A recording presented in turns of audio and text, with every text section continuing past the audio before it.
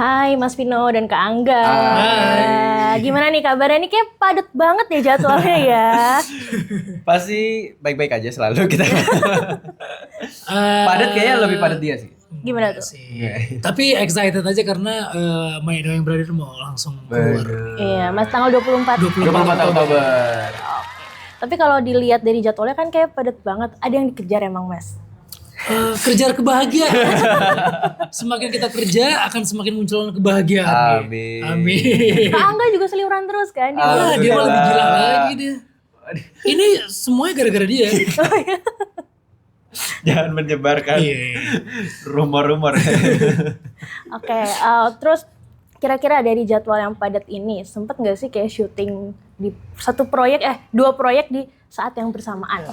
Oke, kalau aku sebenarnya bisa dibilang hampir nggak pernah sih kalau aku, apalagi kalau film ya. Kalau syuting film dua di saat waktu yang bersamaan kayaknya susah banget untuk bisa fokus di dua-duanya. Jadi aku memutuskan untuk nggak pernah ngambil project yang emang bentrok gitu. Jadi biasanya ya udah dikorbankan salah satunya untuk bisa syuting fokus di tempat yang itu gitu. Tapi kalau emang ternyata pengen tetap dua-duanya ya aku biasanya ya meminta untuk apakah bisa ya tetap dikelarin dulu satu habis itu lanjut ke yang satu gitu. Walaupun mungkin jadinya lumayan mepet tapi aku lebih prefer itu daripada dua project digabung jadi di saat waktu yang bersamaan. Oke, kalau Mas Vino pernah juga nggak kayak gitu? Sama-sama sih. Enggak apa namanya? Aku tuh nggak pernah bisa ngerjain dua hal penting dalam satu waktu gitu. Karena apalagi untuk urusan karya gitu kan, film kan ngerjainnya juga emang pakai hati, dan sebelum masuk ke syutingnya kan kita ada proses workshop dan lain sebagainya. Kalau itu terbagi dengan project yang lain bisa jadi dua-duanya malah jadi nggak bagus sih. Mendingan kelarin satu, kata Angga tadi bener, fokus. Ketika itu kelar pasti kita kan bisa lebih total lagi untuk kerjaan yang berikutnya dibanding dua diamprokin jadi satu tuh malah jadi Gak optimal. gak optimal. Terus kalau Mas Vino sendiri ada ini nggak sih, kalau kita lihat nih kan kemarin aja sempat main film bareng sama istrinya. Nah kalau misalkan dari Mas Vino sendiri di dalam keluarga ada perjanjian ganti-gantian atau gimana dalam ngambil project gitu? Kalau dulu waktu anak masih kecil iya, jadi kalau misalnya saya lagi syuting, biasanya Marsha nggak ngambil syuting karena kan yang ngurus anak kan kita berdua gitu kan. Kalau misalnya dia lagi syuting ya aku yang nggak syuting gitu. Cuman sekarang dia udah agak besar, udah lebih mandiri. Jadinya kalaupun ada syuting dia syuting saya syuting itu masih aman sih. Tapi kalau untuk keluar kota nanti ada catatannya lagi. Kalau keluar kota nanti kan agak susah. Jadi emang benar-benar semua dikondisiin sih karena ya nyari uang penting gitu, tapi kan waktu sama keluarga ngurusin anak tuh sesuatu yang nggak bakal bisa terulang gitu.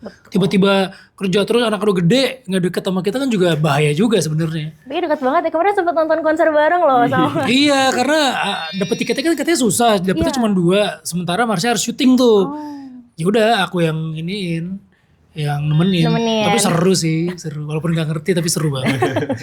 Tapi kan masuk ke film nih, My Knowing Brother ini kan film remake dari Korea. Dari Mas Vino dan Kak Angga sendiri sempat nonton aslinya nggak? Kalau aku nonton dulu sebelum akhirnya diajukan untuk main film My Knowing Brothers gitu. Jadi pas pertama kali dapat deck gitu, kita akan meremake film My Knowing Brothers. Apakah bersedia untuk menjadi salah satu pemain di situ? Aku senang banget gitu karena satu, My Knowing Brothers versi Korea salah satu film favorit aku juga dan aku suka banget. Dan dua, pastinya ini challenge yang menurut aku lebih lagi gitu. Karena pertama ini harus latihan judo intensif, dan yang kedua di sini karakter aku kan punya keterbatasan dalam penglihatan gitu. Jadi dua aspek itu menurut aku susah gampang, tapi kalau bisa dilakuin secara maksimal pasti hasilnya juga akan memuaskan gitu. Jadi poin itu yang akhirnya membuat aku excited sih buat ngambil peran ini. Oke, kalau Mas Vino gimana? Kalau aku tuh dulu justru baca skrip yang Indonesianya dulu gitu, ditawarin baca skrip Indonesia dulu, wah ini seru banget, bagus banget. Tapi nggak tahu kalau itu tuh adaptasi. Jadi begitu pas udah oke dikasih tahu, oh ternyata ini adaptasi, dan nonton filmnya. ternyata pas nonton filmnya sebetulnya filmnya tuh yang ini gitu. Taunya tuh dulu filmnya itu judulnya bukan My Annoying Brother sih. Judulnya cuman Brother atau Hyung gitu. Iya. Cuman itu doang. Gak tahu kalau ternyata judul internasional itu My Annoying Brother. Tapi belum pernah nonton secara full gitu. Baru pertama kali ketika pas udah dapet skripnya. Terus nonton filmnya. Oh seru banget dan pede banget sih dengan skrip yang versi Indonesianya gitu. Tapi pas dapat skrip gitu udah tahu nggak sih kayak nanti lawan main gue Angga Yunanda, nanti lawan main gue Vino G. Bastian gitu. Udah pada tahu belum? Atau surprise gitu pas reading udah tahu pertama? sih. Kalau aku udah tahu juga. Udah pada tahu. Udah tahu. Mungkin dulu sama-sama belum deal tapi dikasih tahu mainnya ini mainnya sama Vino mainnya sama jadi happy banget. Soalnya kita belum pernah main bareng. Dan ini main bareng terus dapat porsi yang seru banget jadi kakak adik gitu dan dua-duanya punya karakter yang kuat. Kayaknya happy banget sih. Tapi kalian berdua ini bungsu kan kak? Bungsu dua-duanya. Tiba-tiba harus jadi kakak gimana nih Mas Vino? Nah itu dia gitu. Pasti untungnya kakak di sini juga bukan kakak yang manis, kakak yang ngomong adiknya gitu. Jadi walaupun ini kakak adik tapi kayak sama sahabat, sama temen, sama musuh juga gitu. Jadi memang karakternya tuh seru banget sih. Jadi nggak terlalu kesulitan karena saya nggak punya adik. Jadi di sini jadi kesulitan enggak sih. Dia selama perjalanan karirnya sering jadi abang-abangan juga. Betul. Kayak abang-abangan Yang begundal banget ya. Yang kemarin jual itu. Tapi kayak karakter begundalnya baru balik sekarang ya? Iya udah lama banget sih karena memang dulu kan sering main kayak karakter-karakter yang selengean lah rebel gitu. Cuman ya beranjak film-film yang ditawarin pengennya beda aja lagi. Tapi begitu dapet tawaran ini sebetulnya kayak wah ini seru banget ya kayak dulu pernah main reality show rock and roll 2 cowok, sekarang 2 cowok lagi tapi ini adik kakak dan secara cerita ini lebih complicated lagi gitu. Lebih penuh drama, ada action sportsnya juga. Kayaknya ini menarik banget ya. Tapi baru tahu setelah itu, ini ternyata adaptasi. Oke. Nah kalau Kak Angga sendiri kan udah nonton nih versi Koreanya. Tahu dong berarti differennya sama Dio EXO. Iya. Yang punya fansnya banyak, termasuk aku loh ini. Oh iya. Hati-hati. Kayaknya kamu yang salah satu orang yang nge-tweet ya. Tiba-tiba nggak setuju gitu. Kapan nih Dio datang gitu? Enggak, bukan nggak setuju dong. Enggak ada nggak setuju ya. Nah boleh nggak sih ada sempet nggak sih tanggapan-tanggapan yang atau cuitan-cuitan netizen yang kayak ih kenapa Angga gitu atau malah ya udah sih gitu gue Justru aku nggak lihat lagi yang itu. Semua pada excited banget. Teman-teman yang aku lihat di sosial media pada udah nunggu banget gitu remake ini. Apalagi teman-teman yang emang ngefans banget dan ngikutin banget perjalanan dari film My Annoying Brothers versi originalnya. Terus sekarang akhirnya bisa di remake versi Indonesia. Pastinya udah nggak sabar banget sih. Jadi semoga teman-teman nanti pas nonton tanggal 24 nanti bisa sesuai sama ekspektasinya karena menurut aku kita bikinnya udah bisa dibilang banyak upgrade yang kita lakukan juga, gimana cara kita menyesuaikan dengan kultur lokal, gimana karakter-karakter dari masing-masing pemain juga kita bikin jadi jauh lebih dalam mulai dari sisi emosi dan lain-lain gitu. Jadi aku ngerasa ini salah satu paket komplit juga sih dari adaptasi yang akan tayang. Oke, mewakilkan pertanyaan netizen yang tadi sempat disinggung sama Kak Angga. Sempat ada kontakan gak sih sama pemain aslinya dari My Annoying Pernah Brothers? ketemu dia. Aku ketemu sih tahun lalu kan Oke. di acara waktu itu di Busan, Busan International Film Festival. Tapi cuma satu acara aja. Cuma aku nggak terlalu berani menyapa, maksudnya langsung nyapa gitu karena emang kalau dari duduk emang agak jauh gitu dan ya aku menghargai privasinya juga gitu. Jadi ya udah, yang penting udah pernah lihat, udah pernah ketemu. Oke, aku cukup sampai di situ. Gitu. Tapi dia emang cakep banget aslinya deh. Mantep lah. Mantep lah. Mantep.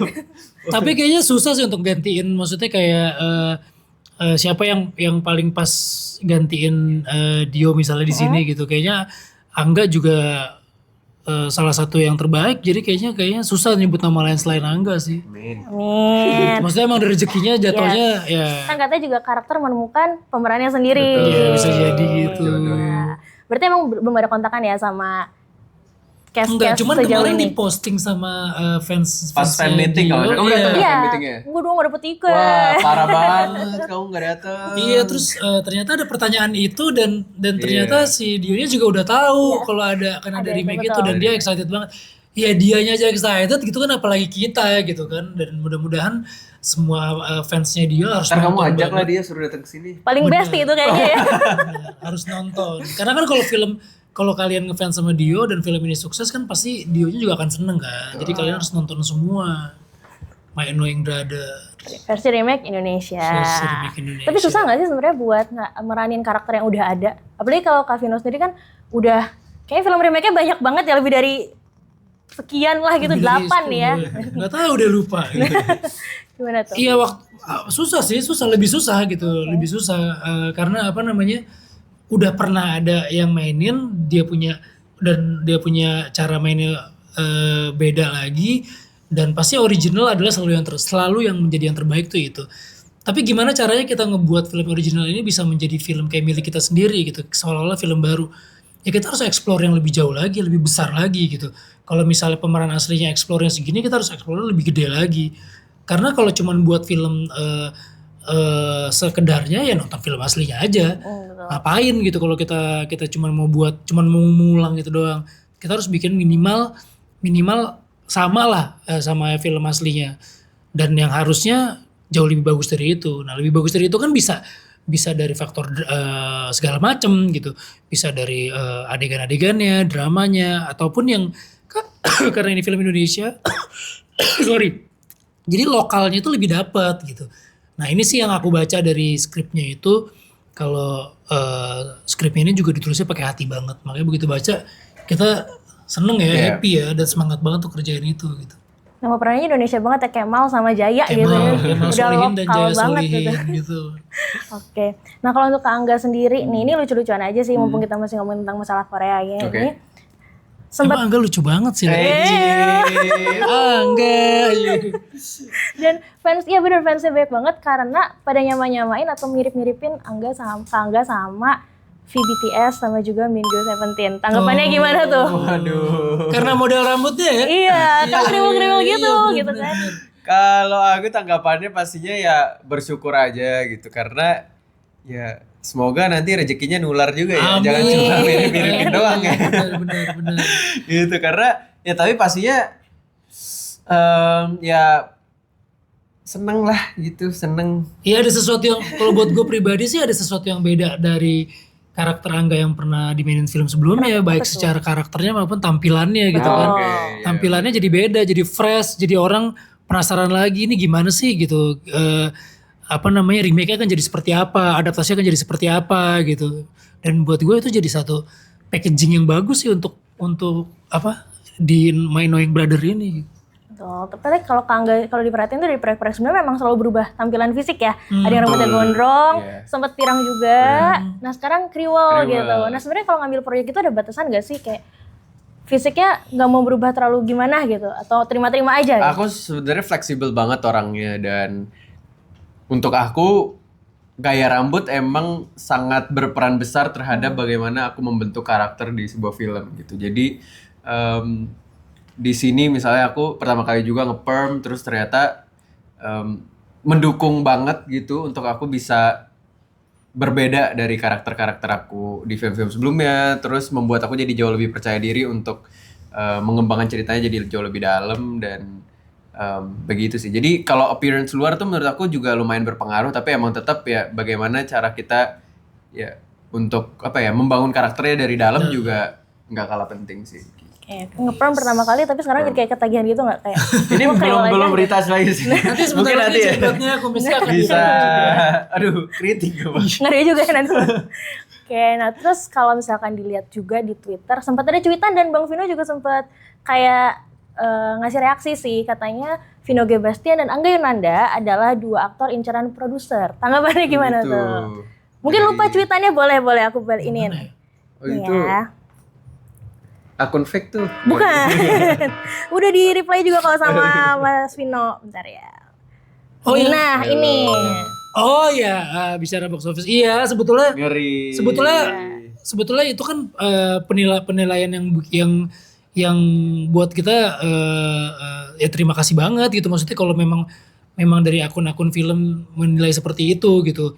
Cuman kan balik lagi hal seperti itu kan nggak dibangun dengan mudah gitu kan. Semuanya ada jatuh bangunnya, ada suka dukanya gitu. Pasti akan sampai di titik yang gimana pun juga kita akan bisa lebih menghargai apa yang kita kerjakan. Kan kadang-kadang banyak orang yang aku mau main film, biar apa? Biar terkenal aja. Gue main film buat apa? Buat nyobain aja gitu. Sebatas itu gitu. Tapi kalau buat gue, mungkin Angga juga merasakan hal yang sama gitu. Ngebuat sebuah karya tuh nggak bisa dengan aja gitu.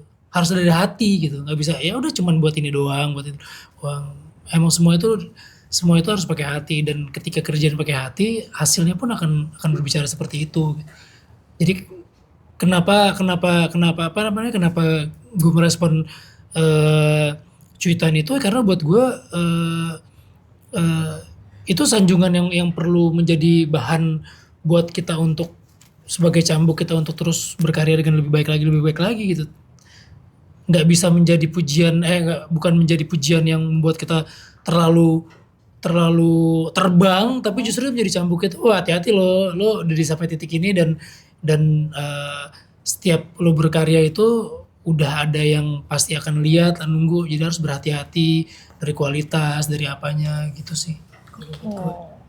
Kalau Kak Angga nih yang kayak berapa kali ini kan setahun ini bolak-balik aja terus ada nih ya di bioskop juga. Biasa banget. Kalau aku sih juga apa ya, menurut aku etos kerja salah satu hal yang penting juga, dan itu yang aku lihat juga dari Bang Vino, makanya aku selalu pengen bisa kerja bareng sama Kak Vino untuk bisa kira-kira ada nggak ya yang bisa diambil dikit lah gitu, pembelajaran gitu. Karena menurut aku Kak Vino salah satu aktor yang sangat berdedikasi tinggi terhadap setiap peran-peran yang dia perankan. Terus aku ngerasa aku ngerasa apa ya, karakternya Kak Vino yang selalu dia perankan di banyak filmnya itu pasti selalu beda-beda juga, dan itu salah satu hal yang ingin aku pelajari lah gitu dari Kak Vino, bagaimana cara dia untuk bisa mencapai di titik sekarang, kan pasti perjalanan yang panjang.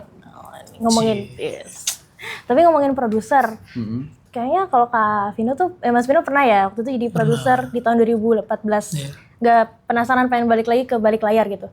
Pengen banget gitu. Cuman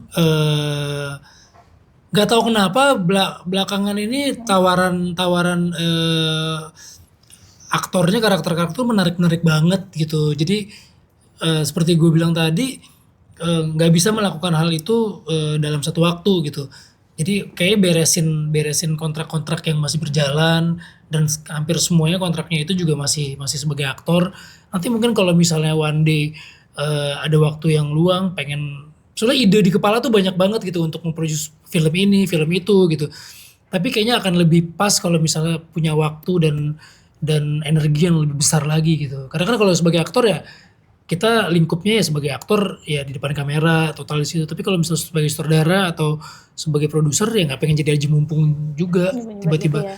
Karena banyak banget memang yang kayak nawarin, ya ini lo yang direct, bukan yang nggak mau gitu. Tapi memang nggak pengen sembarangan aja sih.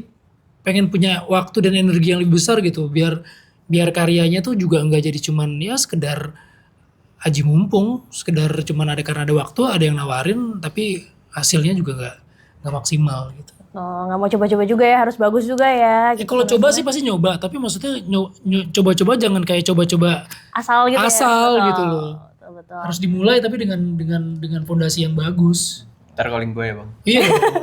Jadi pemain. Lah, Kak nggak mau lihat jadi produser juga? Ada pikiran kalau mungkin kalaupun ada pastinya. Tapi perjalanannya kayak masih sangat-sangat panjang. Jadi kalau sekarang aku masih fokus di depan layar dulu aja. Oke. Enjoy di depan layar. Enjoy di depan layar. Ups. Jadi artis gitu ya dengan ketenaran yang di sekitar hingar-bingar itu. Ya. Karena memang melakukan sesuatu itu selain memang harus total, harus fokus, tapi juga harus nyaman sih. Harus kita melakukan sesuatu tuh nggak harus gini loh. Kita tuh nggak harus selalu melakukan sesuatu untuk pembuktian sih. Kita lakukan ini biar apa? Biar membuktikan kepada orang, nggak perlu segala sesuatu yang dilakukan itu untuk membuktikan siapa kita, untuk membuktikan sehebat apa kita, enggak. Melakukan sesuatu dengan dengan cinta, dengan hati, itu juga sebuah pembuktian yang luar biasa. Itu sebuah apa ya, sebuah rasa bersyukur kita udah bisa ngerjain itu gitu. Kadang-kadang orang terlalu terbeban dengan gue harus membuktikan ini, gue harus dapat award ini, gue harus setahun harus 10 film gitu ya. Enggak juga kayak gitu sih. Oke, tapi dari kalian sendiri sebagai artis sempat ada capek nggak sih sama ketenaran kalian kayak, duh gue berharap bisa jadi orang biasa nih gitu. Sempat ada momen itu nggak Kak? Gue enggak. Nggak pernah. Enggak sih. Udah emang beneran nyaman sebagai aktor berarti ya? Iya, itu bagian dari apa yang kita pilih gitu. Ketika kita bikin filmnya sukses dan orang mau minta foto misalnya, masa nggak kita kasih gitu? Masa kita kabur-kaburan? Kecuali kalau misalnya memang udah lelah banget, udah over banget, kita kan bisa bilang udah ya cukup dulu, nanti kita ini lagi gitu. Tapi kayaknya nggak, aneh juga sih kalau misalnya semakin banyak itu terus nggak nyaman, ya nggak usah bekerja di bidang ini.